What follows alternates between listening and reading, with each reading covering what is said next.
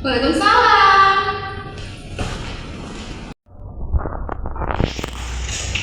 Halo Mbak Devi, ayo Mbak silakan masuk. Baik Bu, terima kasih. Iya, masuk Mbak. Ya, cari tempat duduk senyaman mungkin ya. Silakan duduk ya Mbak ya. Baik, di sini. Boleh silakan duduk. Terima kasih. Gimana? Udah nyaman duduknya? Sudah Bu. Oke Mbak Devi, gimana sudah nyaman duduknya? Iya Bu, ini sudah nyaman. Ya, alhamdulillah kalau gitu. Nah, Mbak Devi gimana nih kabarnya? Kenapa nggak ketemu sama ibu? Alhamdulillah kabar saya baik Bu. Kalau Bu Yuda gimana kabarnya? Alhamdulillah kabar saya juga baik. Oh iya, katanya Mbak Devi kan pas 11 ya. Habis start itu ya Mbak ya, dari Bali ya? Iya Bu. Wah, enak sekali ya. Satu angkatan ya Mbak? Iya. Bu Yuda nggak ikut ya? Iya, saya nggak ikut. Soalnya kan saya kemarin ada acara di luar kota juga. Jadi, apa namanya, digantikan sama Pak Mbak. Gimana Mbak? Seru Pak Mbak yang di Bali? 4 hari ya? Iya. 4 hari 4 malam Bu. Oh Ya serunya sih ya seru banget ya Bu. Apalagi sama teman-teman. Terus kayak main-main, ketawa. Soalnya kan juga ini ya Bu. Tapi capek Bu. Pas pulang capek banget. iya, soalnya perjalanannya kan dari sini juga agak jauh ya. Iya Bu, seru banget. Ya, Mbak Devi nggak apa aja dari Bali?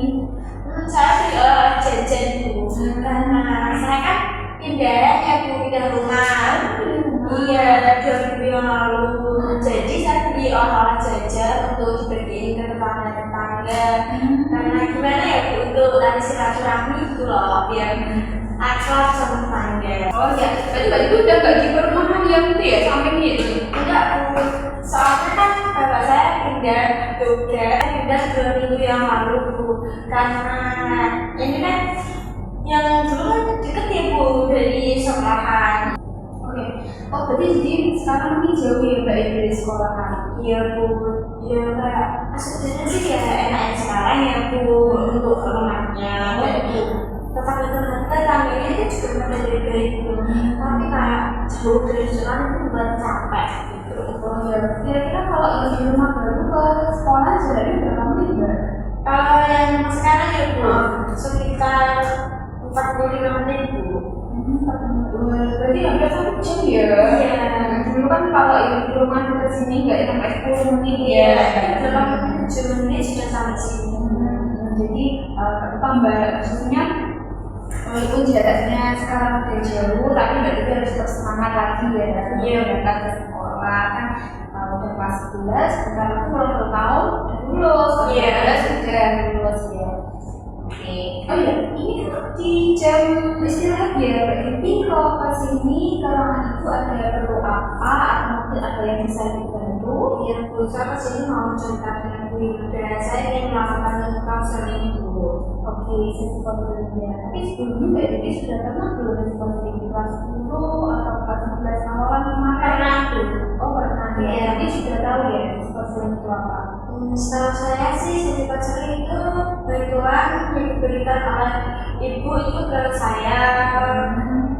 Terus saya juga ke ibu. Betul Mbak. Jadi gini ya Ibu tambahin ya. Jadi sesi konseling itu adalah proses pelayanan yang diberikan seorang konselor atau konseling Mbak Devi ini kan konseling saya untuk menjembatani Mbak Devi dalam menyelesaikan masalahnya gitu. Jadi bukan serta-merta ibu ini langsung memberikan solusi kepada Mbak Devi, tapi Mbak Devi sendiri yang mencari solusinya, tapi dengan arahan dari ibu. Paham Bu? Nah, di sini ibu punya beberapa asas. Ada yang pertama itu asas kesukarelaan. Dimana Mbak Devi itu datang ke ruangan ibu untuk atas dasar sukarela Mbak Devi sendiri. Nah, sekarang ibu tanya Mbak Devi datang ke sini sukarela ataupun disuruh orang lain atau gimana? Iya, bisa diterus itu atas kesukarelaan diri saya sendiri. Oke, bagus. Nah, sekarang ada asas keterbukaan Mbak di sini. Mbak Devi boleh menceritakan semua masalah Mbak Devi kalau bersama Mbak Devi. Nah, tapi tenang saja, di dalam sesi konseling ini ibu punya apa namanya asas kerahasiaan. Jadi apa yang diceritakan Mbak Devi kepada ibu itu aman. Dan di sini kan juga ada kode etiknya, nggak mungkin ibu akan membocorkan cerita Mbak Devi ke orang lain atau guru lain. Berarti ini sangat aman ya Bu, soalnya saya takut nanti kalau saya cerita ke Bu Hilda itu teman-temannya itu nanti tahu rahasia saya, jadi saya takut gitu loh Bu. Oh aman Mbak, di sini karena sudah ada kode etiknya, jadi saya akan menjaga rapat-rapat rahasia dari Mbak Devi tadi dan nggak bakal bocor kemana-mana, kecuali kalau Mbak Devi memperisikan ceritanya untuk diceritakan kepada siapa atau siapa itu ya, tapi kan itu kan atas izin Mbak Devi ya. Kalau nggak diizinkan jadi saya tetap keep ceritanya Mbak Devi. Iya. Sudah paham ya atas asas-asas?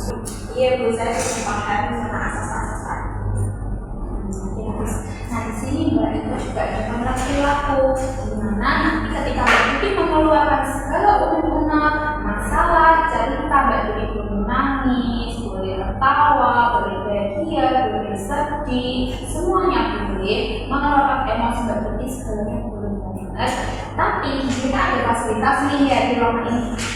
Dengan cara Mbak Devi nggak boleh ketika Mbak Devi mengeluarkan segala emosinya terus ambil merusak fasilitas yang ada di sini tuh nggak boleh ya.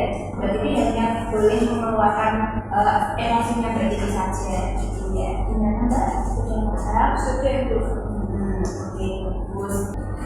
Nah Mbak Devi, ibu ini kan ada waktu sekitar 30 menit ke depan untuk membersamai sisi konser ini karena ibu jam setengah 12 nanti ada apa namanya MGBK lagi Mbak Devi. Iya Bu, sudah cukup itu. Nanti kalau semisal saya kurang puas, saya bisa menemui Bu Hilda lagi besok atau ya bisa. Oke ya. Kalau Mbak, nanti kalau bisa mau dibuat lagi bisa tetap ke saya. Jadi nggak apa ya 30 menit. Iya itu sudah cukup. Oke, terima kasih ya. Nah, di sini Mbak Devi, gimana sudah nyaman, sudah siap, dan sudah paham atas paparan saya tadi tentang perubahan ini? Iya Bu, sudah. Sudah siap untuk mendatangkan masalahnya? Sudah Bu. Oke, boleh sekarang diceritakan apa yang menjadi masalah Mbak Devi sampai dibawa dari tiga lapan. Jadi gini ya Bu, dengan itu saya kayak sering bolos, suka bolos saat pelajaran. Terus saya itu kalau gimana ya, nggak ada motivasi untuk belajar gitu Bu. Mungkin ada motivasi untuk belajar ya. Juga sering bolos ya Mbak ya? Iya Bu.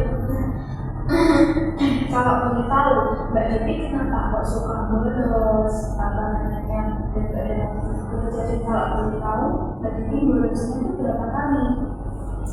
Saya sih ya nggak terlalu sering ya Bu, cuma saya pernah bolos itu 2 kali dan itu nggak semua pelajaran, itu hanya satu pelajaran saja Bu yang menurut saya agak gimana nggak cocok gitu dengan saya. Nah, kalau boleh tahu apa Mbak pelajaran itu? Pelajarannya apa? Pelajaran matematika Bu, itu kan diajar Pak Salah ya Bu. Pak Salahnya itu kayak waktu ngajar, Pak Salah itu kalau waktu ngajar itu kayak suka marah-marah terus kalau jelasin ya, semisal jelasin yang A ini itu Pak Salah sangat, kalau semisal nanya ceweknya apa gitu, nah temen-temen yang lain pada dia itu Pak Salah suka marah, jadi saya kayak langsung malas belajar karena ya Pak Salahnya suka marah terus. Oke, saya paham sih dengan kondisi dan perasaan Mbak Devi, dimana kalau kita itu nggak suka dalam buku pelajaran dan gurunya juga kurang asik ya dalam mengelola kelas tersebut dan juga sering marah, pastinya kita juga akan malas dalam pelajaran tersebut ya Mbak ya. Nah, kalau boleh tahu Mbak Devi ini kalau bolos ini sering diajak temennya atau gimana? Iya juga saya kan bolos ya diajak teman-teman karena teman-teman kan juga pada gak suka ya Bu kalau pelajaran matematika, jadi saya itu kayak ikut-ikutan gitu loh Bu, tapi malah kayak terlanjur gitu, Jadi kayak berdoa harus temen iya ya. saya biasa bolos jadi kayak perasaan saya gimana. Iya.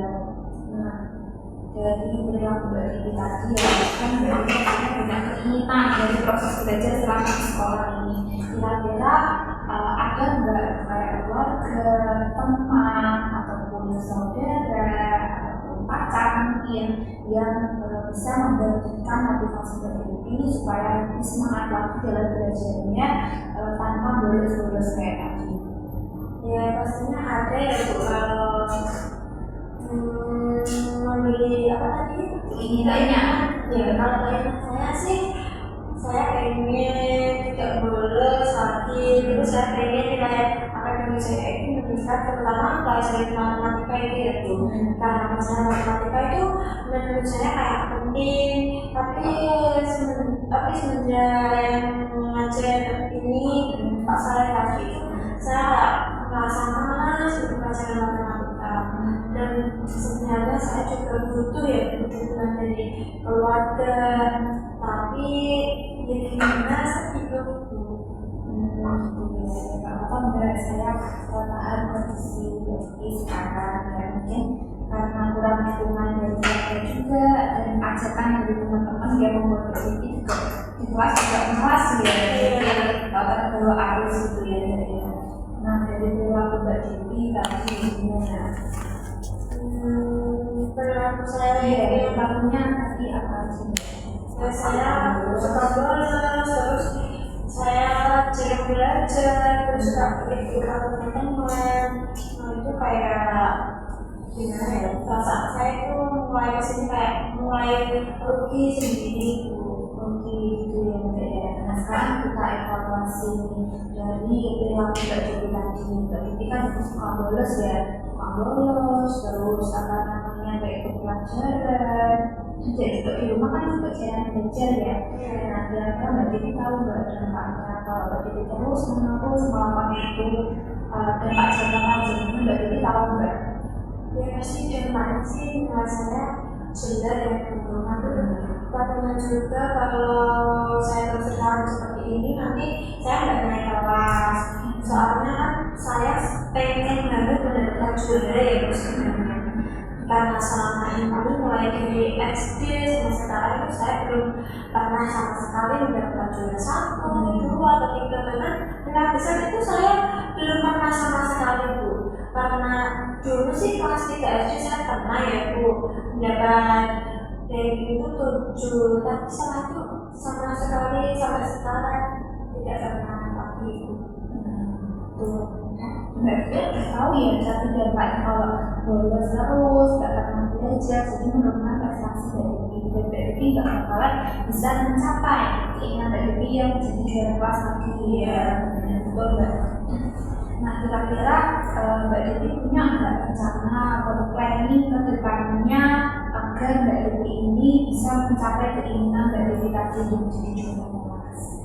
Ya harapan saya sih mungkin saya akan belajar pikiran, terus saya ingin apa ya, tidak malas lagi, terus saya tidak ikut teman-teman, tidak mengikuti teman-teman grup biar saya tidak terbiasa bolos terus, karena yang penting kan pasti diri saya sendiri.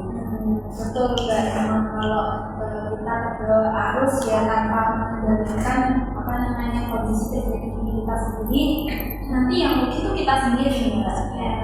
Dan Mbak ini sudah tahu ya apa namanya dampak kepada tadi kalau sudah melakukan sering bolos dan tentunya sudah paham. Iya. Nah di sini boleh nggak misal minggu depan ataupun setelah ini melakukan planningnya Mbak Dewi tadi supaya apa namanya keinginan Mbak Dewi terrealisasi lagi. Iya sih Bu, saya melakukan planning saya itu. Tapi sisa sekarang itu boleh nggak Bu, sisa 2 minggu ke depan? Maksudnya saya tetap melakukan ini ya Bu. Tapi itu dalam jangka 2 minggu nanti saya akan mengambilnya lagi, karena saya kan juga membutuhkan proses untuk mengubah cara belajar saya. Terus saya gimana ya, menghilangkan, maksudnya saya nggak bolos-bolosan terus. Iya, nggak apa-apa Mbak. Saya juga paham dengan Mbak Dewi yang awalnya mungkin sering bolos, jarang belajar, terus langsung diajar suruh menyelesaikan barang itu pasti belajar. Tapi kan berarti juga butuh adaptasi untuk mengubah satu persatu habit dari diri tadi. Ya nggak apa-apa. Nah tapi semisal kalau dilakukan 2 minggu lagi sudah siap ya? Iya sudah. Oke bagus. Nanti kalau sudah dilakukan satu persatu, lagi kayaknya boleh minggu depannya lagi, ambil 3 minggu lagi, tapi datang lagi gitu. Jadi untuk datang lagi, kenapa sih kok datang lagi itu kan saya kan udah normal training, tapi ini berarti maksudnya kalau datang lagi ke ruangan ibu, nantinya ibu bisa menilai perkembangan dari diri yang awalnya dari diri suka bolos, tak pernah belajar. Nah setelah menerapkan kayak tadi, apa perkembangan bersama diri nanti ibu yang menilai. Iya Bu. Iya, sudah mengerti ya? Sudah Bu. Jadi saya minggu lagi akan menemui pendidikan.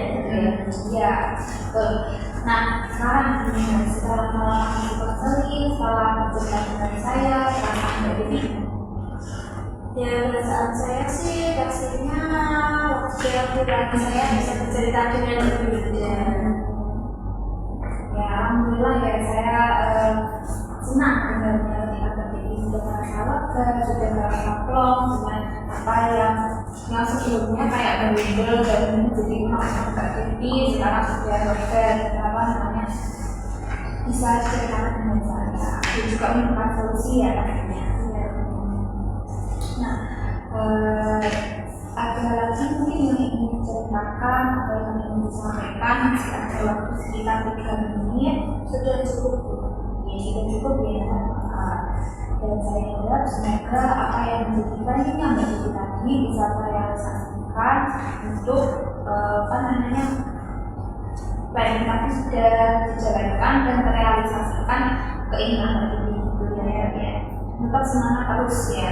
Nanti kalau misal butuh bantuan atau butuh sesi konseling lagi, jangan sungkan untuk datang ke ruangan saya atau mungkin sekedar WA saja itu boleh banget. Baik Bu, saya sangat terima kasih ya Bu karena Bunda sudah memberi saya motivasi, Bunda sudah mendengarkan cerita saya.